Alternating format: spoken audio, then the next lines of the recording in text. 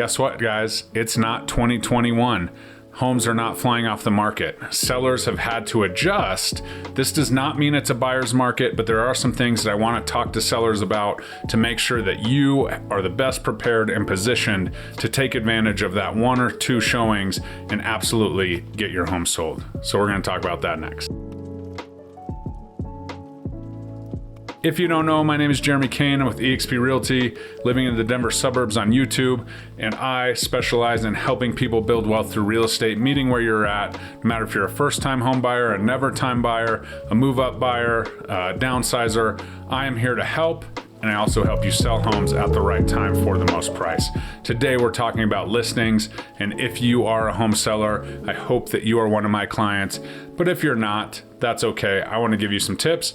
If you are in another state that I do not have a license in, I only have a license in Colorado, I can still be a part of your transaction. I have an absolute amazing network of killer agents, so please reach out in the comments. Always available to book calls, talk real estate, talk strategy, so let's do that.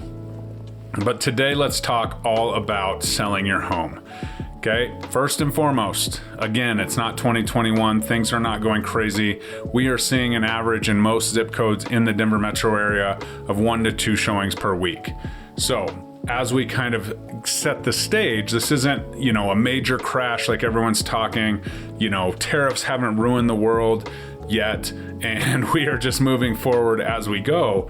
But as a seller, it's a much different mindset that I really want to dial in, right? So those 20 to 30 showings in opening weekend, making it easy, going on vacation, being under contract before you got back, typically aren't happening. I won't say never. The home must be perfectly priced, in the perfect condition, move-in ready, stage, all the things. The reality is we're not always able to do that. We live in these homes typically.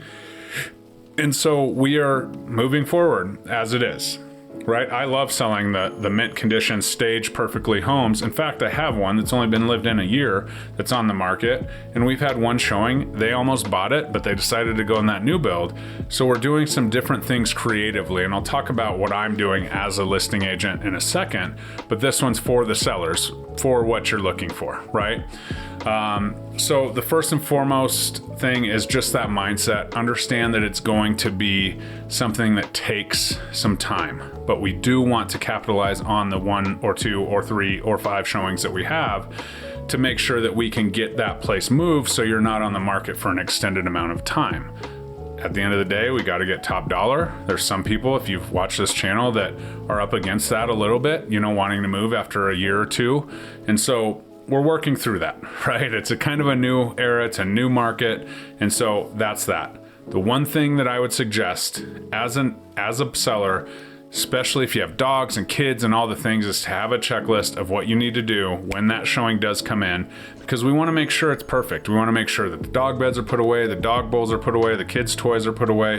Everything is as neat and tidy as it possibly can, because you get one shot. You get a 15-minute showing, and if you're lucky enough to get a second showing from that same person, we can rinse and repeat. So what I suggest, if you do have all those things, like a lot of Colorado home sellers do, dogs and kids, to have a checklist of things. Okay, we got to put the dog bed away. We got to pick up the dog toys, maybe pick up, the outside, whatever that looks like. Got to put the kids' toys away. Let's do this, whatever. A boom, boom, boom checklist. You usually have 2 hours notice to show, sometimes not, but we can make that a requirement. And as we go, we want to make sure that we are able to make that home show ready. So what's that mean? We have to minimize what we're using, what we're utilizing if we're living in the home, making sure we're, keeping the dishes out of the sink, because we don't want it to be a laundry list of things that you need to do to capitalize on that all precious showing. Right? And once we do that and we get under contract, I'm here to tell you that buyers are asking for a lot of things at inspection, things that we maybe haven't seen. Now, one thing is, usually we're negotiating on price, maybe doing some seller concessions up front. If you're talking about this and say you're like, okay, well, yeah, we will take that lower offer, but we're not going to do a lot of the knicky-knack stuff on the inspection. That's one. But what happens if an offer comes in at full price? They are going to ask for things that you wouldn't have seen in recent years on inspection. And the truth is, just do them. right? And so expect that a little bit. That's kind of where our market is. It's not doom and gloom, but if they're paying full price or there's something major, we're going to have to take care of that, unless, the previous scenario where maybe they're offering 10, 20,000 less, then you can have those conversations and set those expectations early. Make sure that you are doing that and your agent is doing that, saying, hey, here's the deal. We're kind of, we know that there's going to be things here and there on the inspection. Here's our disclosures, all that. But this is kind of, our concession. This is kind of what we're willing to do. And so that really does help. And sometimes we can't avoid it. Sometimes something major comes up and they're going to want that. And, that's a negotiation thing. But just expect that to be, and it's nothing more than the market, the opportunity, and the truth is that homes break and they're expensive. And typically what people are coming into with a mortgage is higher monthly costs, so they don't have a lot of, change on the side to replace that water heater that's 25 years old and those kind of things. So we just need to be wary of that and understand that up front, that that's kind of part of the game. Right? If we're going to get top dollar, we need to provide a top product. And so that's super important, and not to get super emotional about it and not to take it personal, but that's something that's definitely coming up. And then what I would like to say is that extra cherry on top is highlight what you love about the home. Make that space amazing when they see it. Lit up, doing the things. If it's a library, if it's the back deck with a great view, all those things, set the stage at the, showing so that happens. That should be kind of your checklist, and then set the stage of that perfect spot. Highlight that spot in your showing. However you can, you don't have to write a bunch of signs or do that. Make sure that spot stands out, from the house, so that you can highlight that. Certainly we can write about it. We can write about the views. We can write about, the amazing neighborhood, all the things that you say. But if you can highlight those things in some way, right? Creativity wise, you as the seller who live in the home can make that happen. And so that's super important to really focus on, especially when we're in this task list thing. Make sure that one area is pristine, ready to go, and, a focal point of what's going on.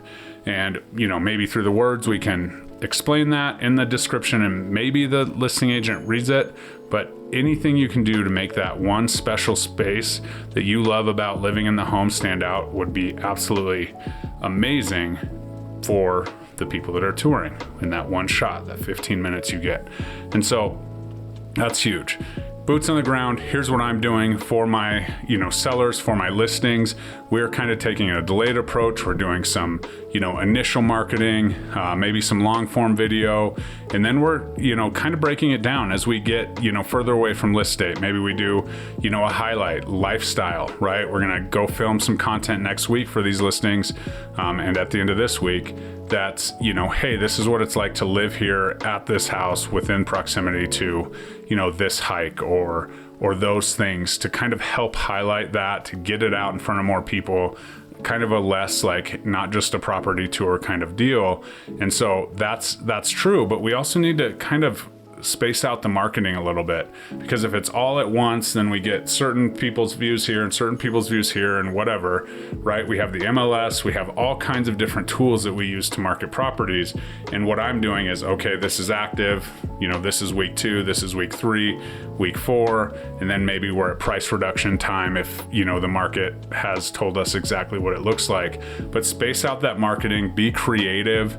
If there are things that you love about the community, make sure you're telling your agent about that, and we can highlight those in a creative way just to get it in front of more eyes, maybe from a different perspective.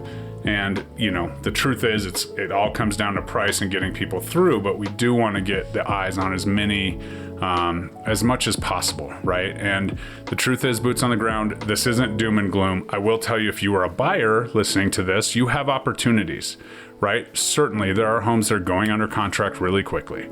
I'm not here to say they're not. However, the majority, our days on market is increasing. We're, between 20 and 40 in most neighborhoods and markets here in Denver.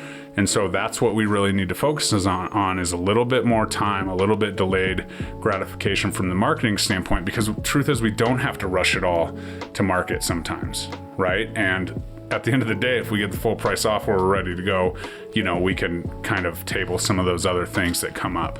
But certainly important to kind of understand what's going on as a seller. My sellers are great. We've had limited showings on some houses, and we just have to look at it. What's the price point? What can we do? What can we do to highlight this? What do you love about it? And so we're working through a lot of that.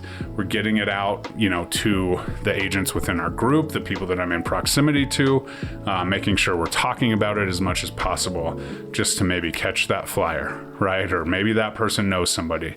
It's all the sphere, all the networking that we can do to get your home sold for the most amount of money. And so that's kind of what it is. So if you are thinking about selling, I urge you to reach out to me. It can be, you don't have to comment below. You can send me a DM. You can shoot me a text. All my contact information's attached wherever you're watching this. But just reach out and let's have a conversation, and let's have a little bit of strategy, right? If we have a little bit of time, maybe you're looking at, after the school year or something like that to put it on the market, we certainly can. I will tell you that the peak season typically in our market is right now through kind of Easter, April 15th, April 30th. May gets a little busy, and then everybody loves being outdoors in Colorado. And so there's different nuances and things to each month and each market that we have. But let's have a conversation, because if you have time to strategize, that gives me time to kind of prep for marketing and do some things a little bit differently so that we hit the ground running. So if that's you, let me know.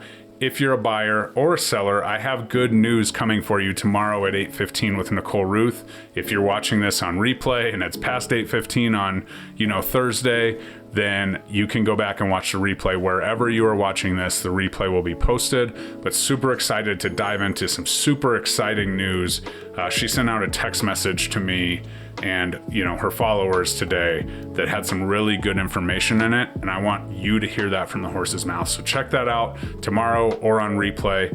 Thanks so much for tuning in. Like, comment, subscribe. We'll see you next time.